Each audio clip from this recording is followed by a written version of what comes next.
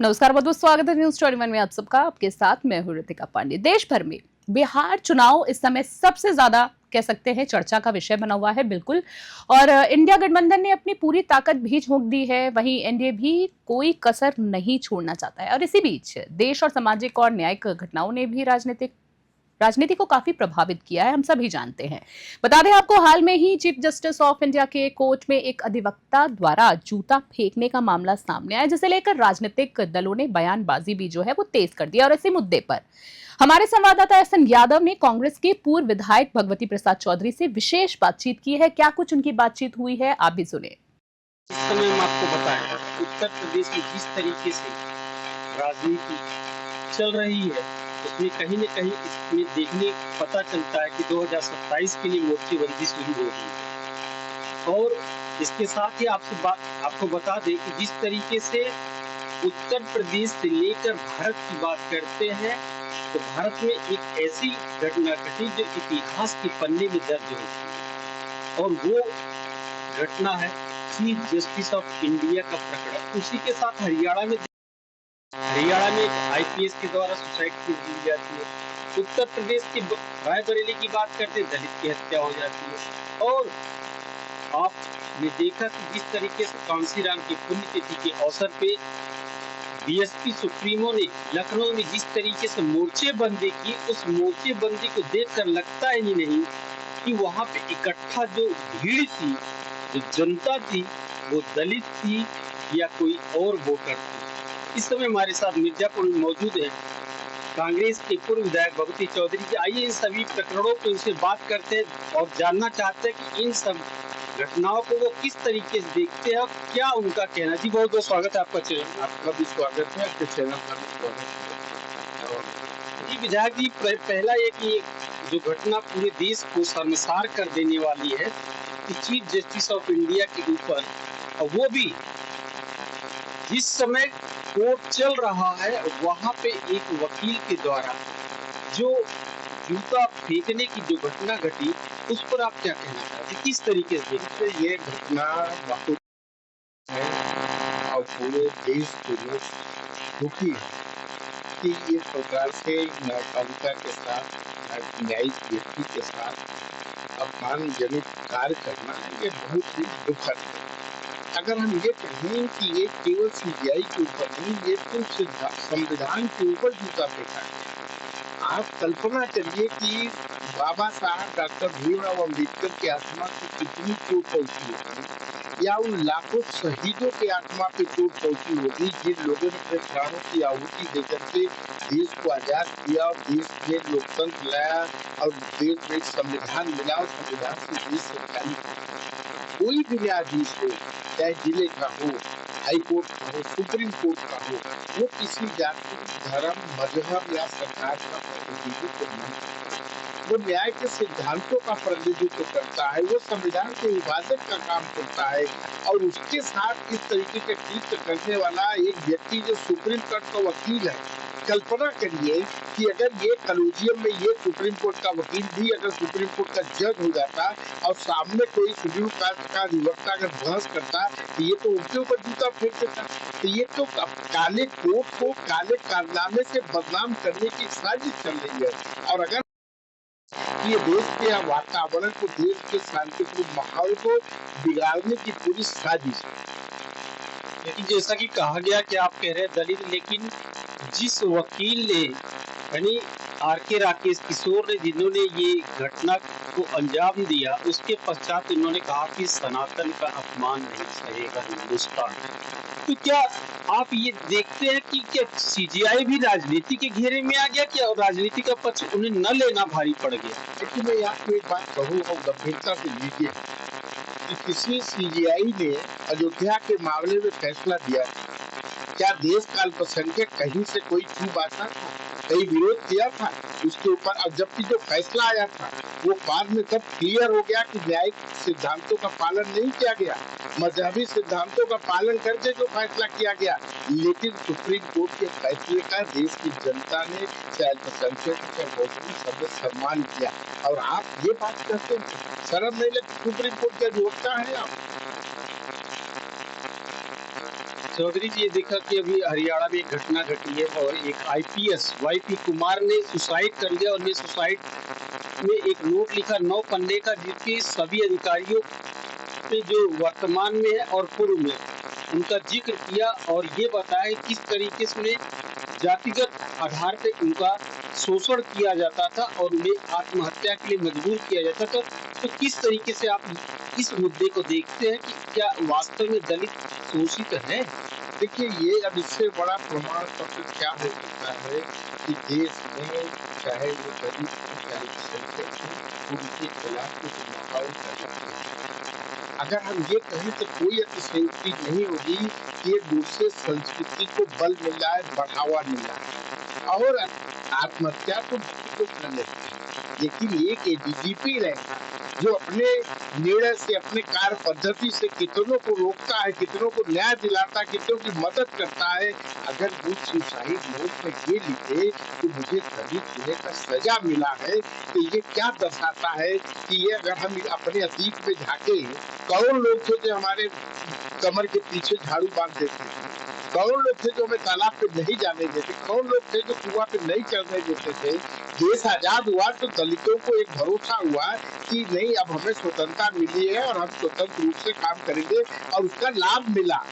ADGP हुए, supreme court के जज हुए, लेकिन आज माहौल बिगाड़ने की साजिश की जा रही है। और अब आप जिसकी बात अभी कहा कि मायावती जी है, मायावती जी दलितों का प्रतिनिधित्व करने की बात करती, एक शब्द उन्होंने नहीं बोला, बल्कि उन्हीं लोगों को जो गुरसे संस्कृति के लोग हैं उनकी तारीफ किया उन्होंने। ये क्या हो रहा है देश में? वो कांग्रेस के बारे में तो बोला, सबको विरोध किया उन्होंने। और अगर वो ये सोचते कि भीड़ उनकी थी, ये गलत सोच है। पिछले 24 के लोकसभा चुनाव में एक भी सीट नहीं मिला मायावती जी को, और कौन सा ऐसा काम कर दिया कि इतनी भीड़ गई? ये भीड़ प्रायोजित थी, ये भीड़ भाजपा की थी, ये भीड़ भाजपा के सरकार के द्वारा उपलब्ध कराए संसाधन की थी। और आपने देखा होगा, आप ही लोगों ने देखा कि लाल गाड़ी पे भाजपा का झंडा लगा था और बगल में ये मायावती का झंडा लेके जा रहे। इससे साफ प्रतीत होता है कि उनकी भीड़ नहीं थी। ये तो देश के माहौल को जो पीडीए का जो चल रहा है वातावरण, जो राहुल गांधी का ग्राफ बढ़ता जा रहा है, उससे लोगों को तकलीफ हो रहा है। मैं तो ये कहता हूँ, राहुल गांधी से भी कहूंगा कि राहुल जी अपने मनोबल को इसी तरीके से ऊंचा रखिए। जब लोग किसी से जलते हैं तो आप समझिए कि आप सफल हो रहे हैं। यूपी में घटना घटी जो वाल्मीकि की हत्या हुई थी रायबरेली में, फिर वही दलित हत्या होती है और आपके उत्तर प्रदेश में उसको लेकर कांग्रेस जो विपक्ष में है, क्या किया? देखिए, कांग्रेस सरकार में नहीं है, हम आंदोलन कर सकते हैं, हम आपसे बात कर सकते हैं। ये भी अधिकार किसी दिन अगर यही चला तो लोग भी छीन लेंगे। हम तो आपसे ये कहना चाहते हैं कि देश जो है लक्ष्मण की तरह मूर्छित पड़ा हुआ है। अब उसको संजीवनी बूटी लाने की जिम्मेदारी राहुल गांधी के अलावा कोई कर नहीं सकता, और वो इस दिशा में प्रयास कर रहे हैं। बसपा सुप्रीमो ने कहा कि जिस समय उनके ऊपर ईडी सीबीआई लगी हुई थी तो केंद्र में आपकी सरकार थी, कांग्रेस सरकार थी। कांग्रेस सरकार ने उस मामले को सुलझाने की बजाय और उलझा दिया। तो क्या कहने का मतलब है कि क्या इस समय जिस तरीके से राहुल गांधी की ये जो पीडीए में चल रहा है लेकर, क्या मायावती को ये डर सता रहा है कि दलित वोटर जो है कांग्रेस की तरफ, सपा की तरफ जा रहा है? कहीं इस बात को लेकर संकेत तो नहीं हो रहा? जा नहीं रहा है, चला गया है। वही मैंने कहा कि 24 के लोकसभा में एक सीट नहीं मिली मायावती जी को, तो ये चला गया है। क्योंकि दलित पढ़ा लिखा भी है, अब बहुत से जागरूकता आ गई है, वो समझ के हमारा भविष्य किसके हाथ में सुरक्षित है, किस नेता के, किस दल के हाथ में सुरक्षित है। अब वो इस तरीके से गुलामी पसंद नहीं करेगा। तो क्या आप ये देख रहे जिस तरीके से मायावती ने दिखाया कितनी बड़ी भीड़, और कई मतलब यहाँ तक कि भारतीय जनता पार्टी की सरकार ने ये भी कहा कि मायावती दलितों की एक बड़ी नेता है। तो इसका मतलब ये कि जो इस समय उत्तर प्रदेश में आपकी गठबंधन की जो चल रही पीडीए को लेकर, तो क्या इससे आपकी पीडीए पर कोई असर पड़ेगा? देखिए, पहली बात तो ये है कि मायावती का दलित की नेता, ये बात 100% सही है कि वो दलित है, लेकिन ये सही नहीं कि दलित की नेता है। वो दलित है, 100% है, लेकिन दलितों के घर कभी नहीं जाती। जिस दलित के साथ उत्पीड़न की कार्रवाई होती है उसके यहाँ कभी कदम नहीं रखती। तो ऐसे लोगों को हम कैसे कहें दलित की नेता है? एक शब्द उन्होंने सीबीआई की पकड़ पे बोला, एक शब्द रायबरेली के पकड़ पे नहीं बोला, एक शब्द हरियाणा के एडीजी पे नहीं बोला। अब उनसे क्या देश का दलित ये समझ रहा है ये बीजेपी की टीम है, बीजेपी की बी टीम है, उनको डर है कि कहीं उनके ऊपर कार्रवाई न हो जाए, इसलिए वो इस तरीके की भूमिका अदा करे। एकदम उनका लिखा हुआ पढ़ा हुआ जो भाषण छप करके आया भारत सरकार के, जो भारतीय जनता पार्टी की तरफ से, जो आरएसएस के तरफ से, उसी को उन्होंने पढ़ा और लोगों ने सुन लिया कि क्या कहना चाहते हैं, कि नीयत क्या है। आप संविधान न होता, ये मायावती जी जब पैदा नहीं थी तो उससे पहले संविधान लागू था, और ये संविधान किसकी देन है? डॉक्टर भीमराव अम्बेडकर की देन है, जो कांग्रेस की देन है।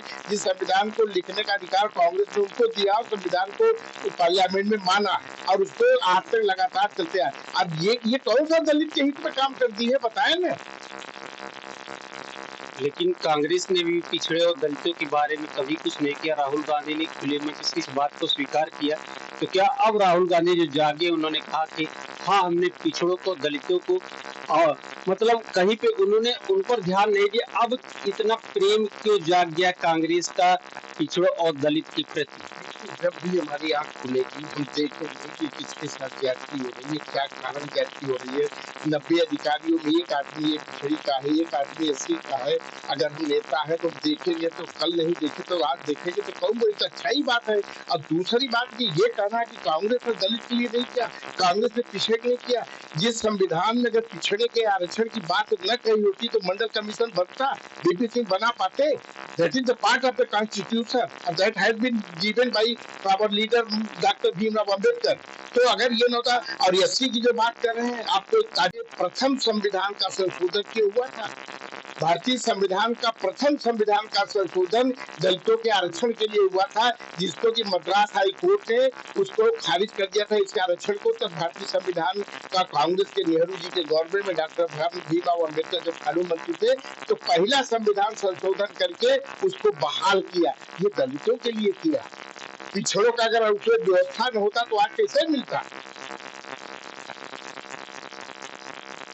तो इस तरीके से आपने देखा, हमारे साथ मौजूद थे कांग्रेस के पूर्व विधायक भगवती चौधरी, जिन्होंने राजनीति काफी गुण परख रखते हुए बताया कि किस तरीके से प्रारंभ, यानी जब शुरुआत होती है कांग्रेस की, उस समय से कांग्रेस दलितों और पिछड़ों के लिए भी काम कर रही है, और किस तरीके से मायावती के द्वारा लगाए गए आरोप का भी खंडन किया और दलितों पे हो रहे अत्याचार को लेकर सरकार के ऊपर भी हमला बोला कि सरकार को देखना चाहिए कि आज भारत जो है 21वीं सदी में चल रहा है और सभी एक समान है, किसी के प्रति किसी और भेदभाव की भावना नहीं होनी चाहिए। फिर भी आज सरकार में ऐसा हो रहा है, और इसे लेकर सरकार ही नहीं पूरा देश शर्मिंदा है, पूरा मानवता शर्मिंदा है। अब देखते हैं सरकार ऐसी घटनाओं पर किस तरीके से रुख अपनाता है।